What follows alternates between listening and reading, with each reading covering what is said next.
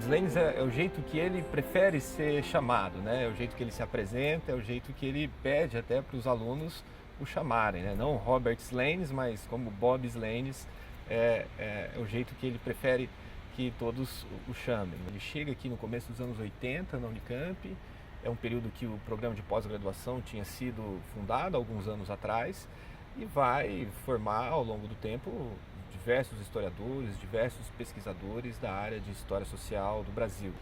Bob Lanes é um grande historiador, um historiador incrível, criativo, sempre muito vivo e pulsante, né, nas suas questões, nas suas participações, muito generoso e é uma referência fundamental para os estudos sobre a importância da experiência africana, né, na escravidão, para o estudo da escravidão brasileira e para a própria história da África no Brasil.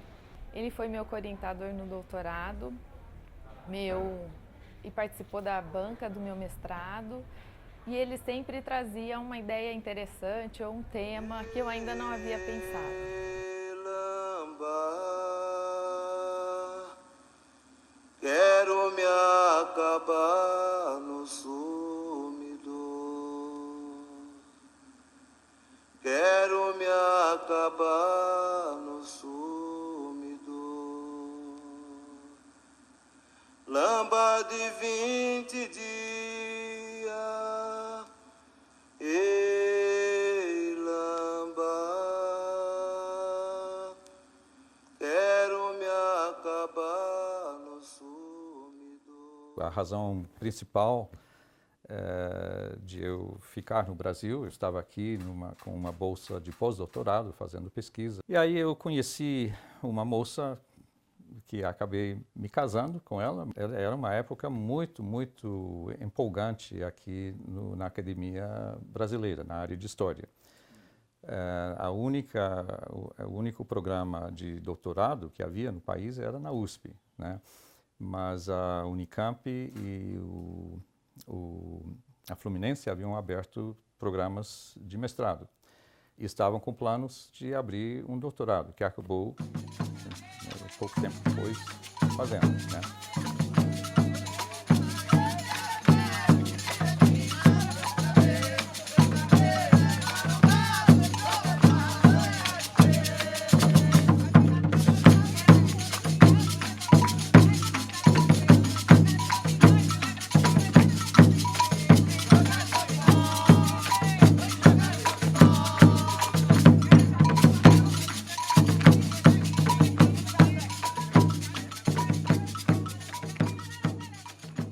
Ele também é um pioneiro, talvez o inventor de um método que ele vai chamar de ligação nominativa de fontes, né? Pelo menos é o inventor disso, ou o pioneiro do uso disso para o estudo da história da escravidão no Brasil, né? Então, em que ele mesmo faz isso em diversos artigos, vai cruzando várias dessas fontes, então fontes eclesiástica, fonte cartorial, fontes, censos populacionais, e ao mesmo tempo cruzando essas fontes ele consegue acompanhar algumas trajetórias de vida de escravos, né? Padre Nosso com Ave Maria, Seguro Cameira, Quitangana, Zambê, aiô, aiô, Tangana, Zambê, aiô, Calunga, Quitomo. A história demográfica chegou a um ponto em que eles perceberam que, mesmo nos registros franceses, não havia dados suficientes para você colocar as pessoas dentro de um grupo social específico. Então, você, ao estudar uma aldeia, uma vila, o resultado dava uma média, mas que escondia as diferenças de classe social, etc., etc., né? E a partir disso, nasce na Itália, uma das pessoas envolvidas na criação da escola de microhistória é um demógrafo que diz, não, nós temos que ir, e também os ingleses estão dizendo isso também, nós temos que fazer ligações nominativas de fontes para além das demográficas, para conseguir esses outros dados. Pela influência do livro de Stanley Stein, que o Stein, no final dos anos 40, faz essa pesquisa maravilhosa em Vassouras, baseando-se principalmente nos documentos dos cartórios. Falei com Warren Dean, que era professor na Universidade de Texas nessa época, que estava terminando o livro dele sobre Rio Claro. Então eu tinha esses dois exemplos, né, de pessoas que fizeram suas pesquisas nos cartórios. Aí, claro, eu fui aos cartórios aqui de Campinas e comecei a olhar essas listas de matrícula. E era um escravo casado atrás do outro. E as listas têm número da pessoa na lista e na coluna sobre, dá não só o nome do cônjuge, mas também o número na lista. Né? Normalmente são os homens, eles colocam os homens e depois as mulheres. Então, não, os casais não estão juntos, mas pelo número e nome você conecta. Então dá para reconstituir já na lista, às vezes 2 ou inclusive 3 gerações, né, de pessoas. É curioso que no mesmo ano que ele chega na Unicamp, em 83, ele escreve um artigo, o que Rui Barbosa não queimou, justamente chamando a atenção para essas várias fontes cartoriais que ainda podiam ser muito mais exploradas pela historiografia brasileira. Os grandes nomes da história têm acervos, arquivos e memórias registradas que facilitam recuperar suas genealogias, etc. Os grupos, digamos, excluídos da história, como eram os escravos, né, os grupos que não deixaram fontes tão diretamente, ou pelo menos fontes escritas diretamente, mas que com esse método de cruzamento de várias fontes, você consegue recuperar algumas dessas histórias. Muriquinho pequenino, parente que samba na cacunda. Pergunta onde vai, ô parente do quilombo do Dumbá. Pergunta onde vai, ô parente do quilombo do Dumbá. Acho que Slenes não é o único, mas ele é um dos primeiros lá, no final dos anos 80 ainda, começa a chamar a atenção para essa questão, o quanto que a escravidão brasileira do 19 é uma escravidão africana, sobretudo, né? É uma escravidão que vai se alimentar largamente do tráfico de escravos na primeira metade do 19. Então você tem, por exemplo, a cidade de Campinas, você tem aqui uma população de escravizados altíssima, chegando a 50% da população total, na década de 30, passando um pouco disso até, sendo que a maioria desses escravizados são africanos. O marido pensa, no casamento da tia Costa, tinha um sanfoneiro que foi tocar no casamento dela. Então já era tarde, estava amanhecendo o dia, o sanfoneiro nunca queria ir embora, então ele tocava. Marido pensa que a mulher foi trabalhar, está metido na bagunça no Largo do Pará. Marido pensa que a mulher foi trabalhar, está metido na lagoa, no fundo do Taquá.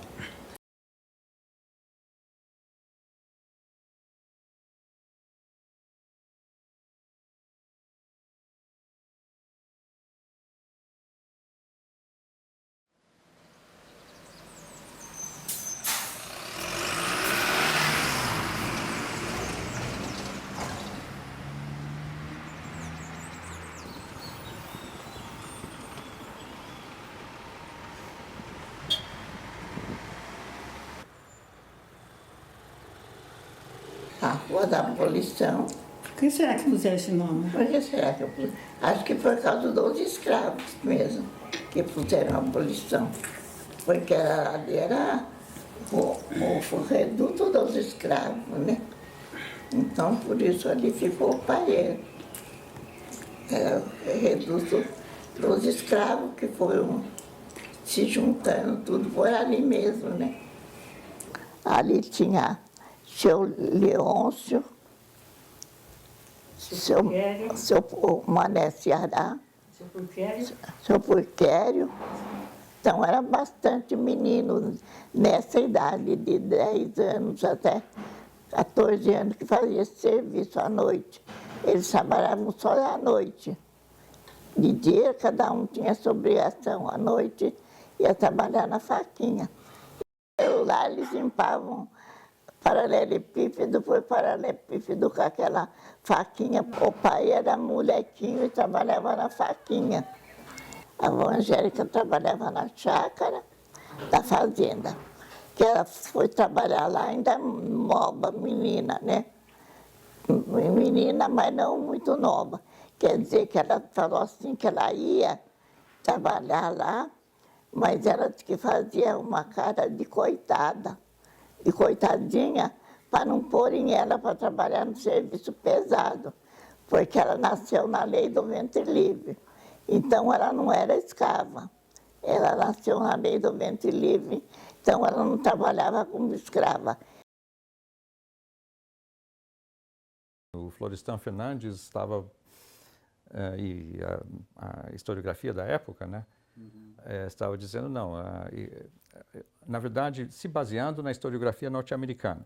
Né, o Florestan faz um projeto de pesquisa junto com o Roger Bastide, de uma pesquisa conjunta, acho que em 57, se não me engano, em que ele cita os autores norte-americanos que enfatizam essa questão da anomia, ou seja, o tráfico de escravos, depois a experiência na escravidão, acaba com a família escrava, acaba com a cultura escrava e as pessoas caem na anomia, não tem como se expressar politicamente. Uma série de estudos do pós-abolição sempre partiam do princípio de que a incapacidade, né, de integração desses ex-escravos ao mundo livre tinha a ver com toda a desumanização imposta pela escravidão, que por conseguinte acabou constituindo pessoas sem vínculos, né, familiares, né, sem vínculos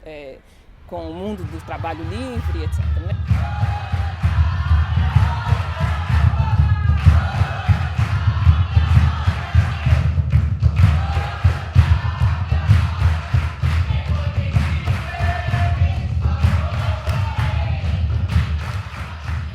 Atraía o departamento de História da Unicamp, porque já havia gente aqui, o Michael Hall, o Peter Eisenberg e já um grupo brasileiro trabalhando com as obras de Thompson. Eu continuo trabalhando na linha dele, dessa escola do marxismo cultural inglês, né?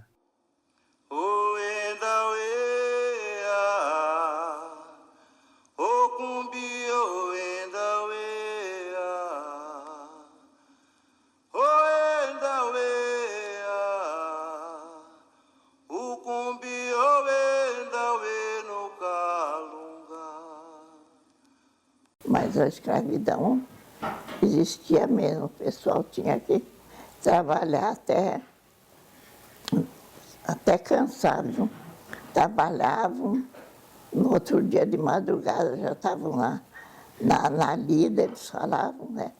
Iam trabalhar outra vez, do mesmo jeito que eles dormiam, eles amanheciam e iam embora para o trabalho. Coitados, viu? Em 1900 e pouco já trabalhava tudo na faquinha, na casa de patrão já trabalhavam. Mulher lavava roupa, que nem a Termínia, né? Termínia lavou até morrer, ela passava. Termínia passava, a avó passava, a avó cozinhava. Eles faziam tudo lá. Não era como hoje. Hoje se acha negro em qualquer lugar, né? Aqui tem um livro que saiu com o nome do meu marido, o Silvio. Ele era o único negro que trabalhou, que foi escrevente de cartório aqui em Campinas. Ele foi o primeiro negro que trabalhou no escritório aqui em Campinas. foi o meu marido. Tem até um livro que saiu a economia dele. Só branco, você andava aí na cidade, escritório, tudo, você só via branco, negro, nenhum. Não tinha naquela época.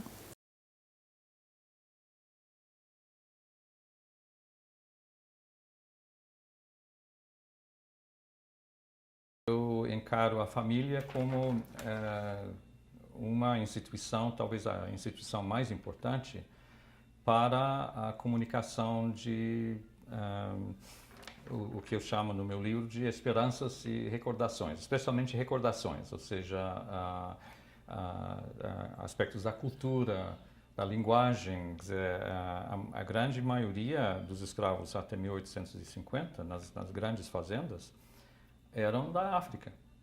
Os estudos do Bob sobre a família escrava, na verdade, trouxeram, né, questões que dizem respeito ao que a gente chama, né, o que muitos historiadores têm chamado das pequenas resistências, né, dessa agência, né, que está no cotidiano, né, mas que no final das contas foram fundamentais para constituir, né, a experiência dessas pessoas enquanto coletivos, enquanto indivíduos. Né?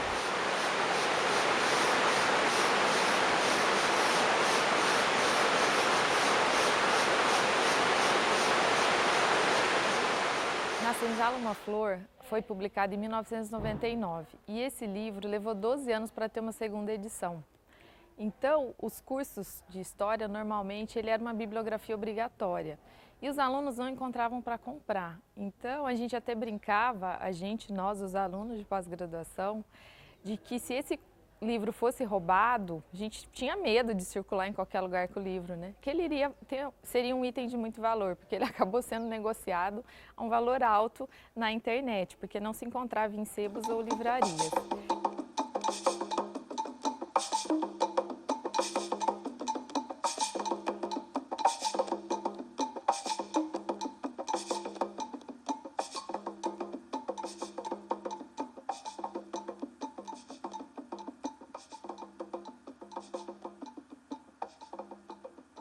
Essa pesquisa, esse vocabulário de 130 palavras, que é aquilo que restava de um vocabulário muito maior. A gente sabe que o português brasileiro tem um número enorme de palavras que vêm de Quimbundo, de Kikongo, principalmente, né? Uhum.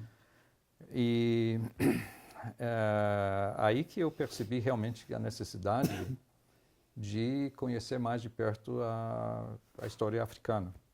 Com cachapura, mafumbura não. Mafumbura é doença pegada, cachapura é doença do corpo mesmo. Daí diz, ô fulano, mas como é que? Ih, rapaz, não tá alegando por causa de cachapura, aí é do corpo. Daí diz assim, mas tá desse jeito, rapaz, mafumbura. Ô Coito, vem curiar aqui, Cabeça Branca chegou. Vem curiar almoçar. Cabeça Branca chegou ao almoço. Mulher é endame de cocora. O homem é ambunde, ou senão cafange. Agora, o feijão é pipoquê. O arroz é maçango. E a cachaça é quimbombe. Um povoado qualquer é cumbara. E o boi, o porco, camuçuungo. O boi bovilho. O feijão na língua dele é cipoquê. Uhum. Farinha pepe. O milho é pungo. Uhum. A água é o vava. Uhum. Leite é aveiro. Carne é macura. Arroz é maçangue. Arroz é maçangue. É a língua africana. Uhum. Nada mais do que isso. Nos anos 80, começou a sair uma nova bibliografia de historiadores, né, sobre a África Central, que me ajudou muitíssimo. E o primeiro trabalho que eu escrevi, que realmente foi muito importante para mim, e ainda continua sendo bastante lido, é aquele sobre Malungo Ngoma Vem. Os trabalhos do professor Slenes, a partir da década de 90, especialmente, com a publicação do seu artigo famoso, conhecido, né, que é o Malungo Ngoma Vem, abriu uma série de questões para a historiografia brasileira. Na verdade, inaugurou, né, uma série de questões e trabalhos, e tem, acho que, uma geração de historiadores da qual eu faço parte, que foi profundamente influenciada. Com licença do Curiandamba, com licença do Curiacuca, com licença do senhor moço, com licença do dono de terra. Eu tenho um artigo que escrevi sobre a importância do estudo da história africana, né? Normalmente isso é colocado como importante por causa da configuração demográfica e a história brasileira, né? Isso é uma razão importante. Porém, o que eu coloco nesse artigo é de que, em termos mundiais agora, de onde que está a pesquisa de ponta em história, em muitos sentidos, está na África. Quer dizer, os historiadores que lidam com a África. O campo de história da África, como campo dentro da academia, é muito nova, é dos anos 50 em diante, né? Realmente dos anos 60 em diante. E antes eram os antropólogos que faziam algumas incursões, né? Mas enfim, porque a ideia era de que sem documentos você não pode fazer história, não tem documentação sobre a África. Acontece que em algumas partes da África, especialmente aquelas em que havia a colonização portuguesa, você tem uma documentação. De alguma forma, você trazer a história da África para dentro da universidade tem a ver com o combate, né? Ou seja, faz parte desse grande combate, né, da discriminação, né, e desse lugar alijado, né, de direitos, de cidadania da população negra no Brasil. E o Bob, ele faz uma discussão que é muito interessante, mas muito bonita, né, quando ele sugere esse impacto da historiografia africanista no Brasil, que é a ideia do deslocamento, não é? Ou seja, como é importante você olhar o mundo de um outro ponto de vista, que não seja o seu próprio ponto de vista. Portanto, olhar a partir das margens, né, suscita questões, né, que seriam impossíveis se você continuasse olhando a partir do centro.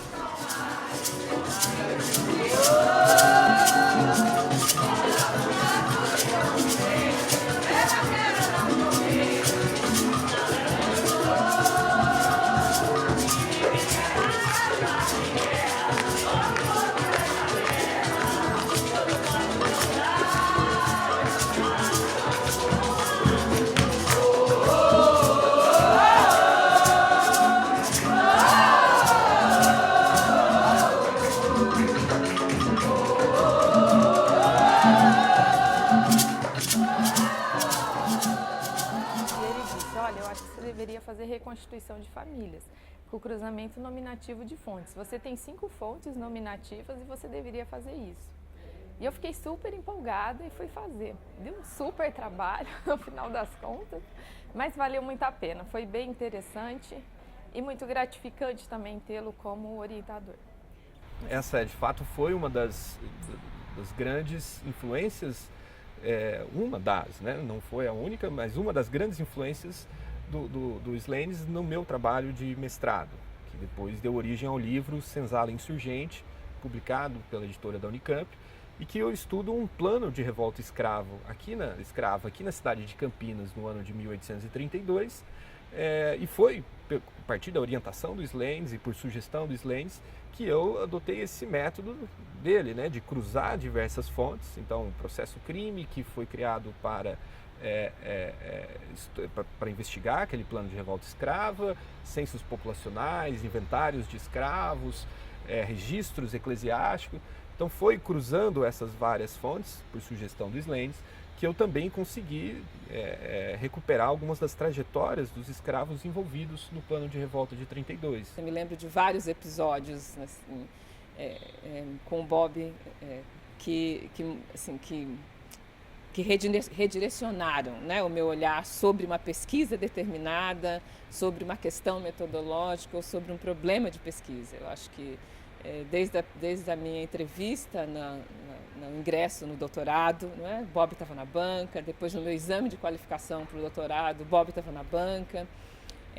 Eu fiz uma disciplina com o Bob que, na verdade, deu um rumo diferente para a minha própria pesquisa de doutorado. O Bob, na defesa de doutorado, me trouxe questões que eu não tinha pensado ao longo de toda a minha tese. Na minha banca de concurso, o Bob estava presente.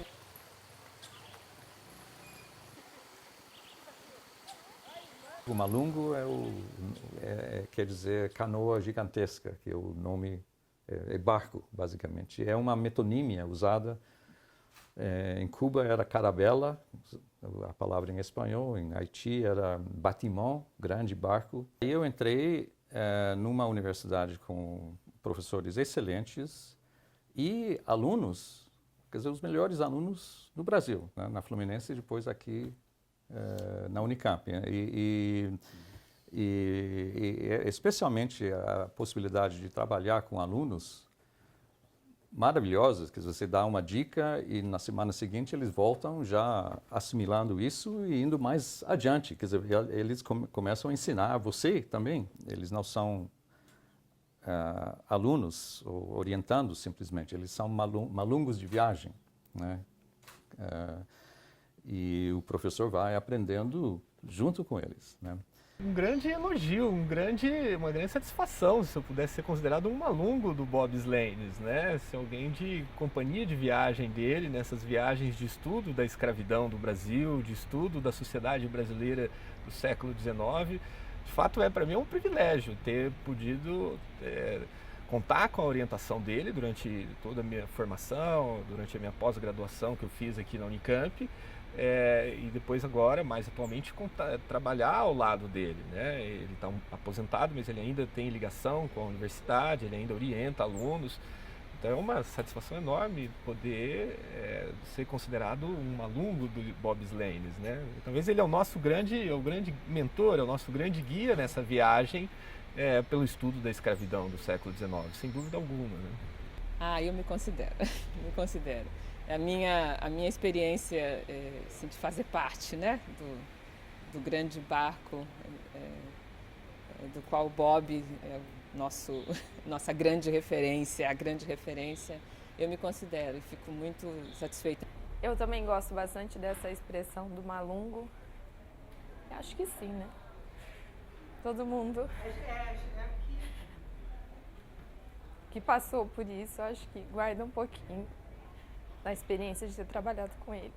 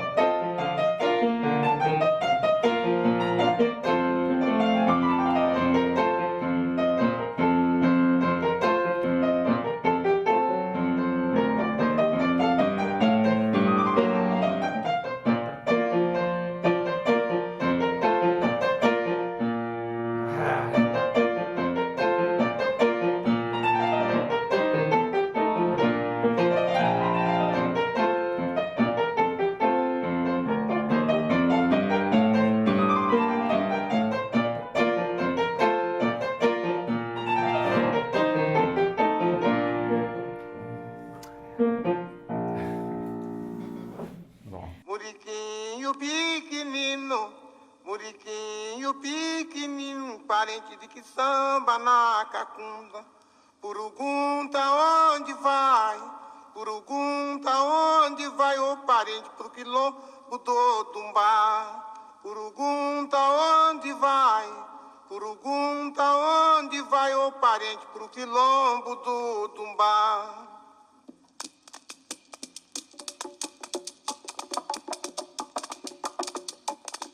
Muriquinho pequenino, muriquinho pequenino, parente que samba na cacunda.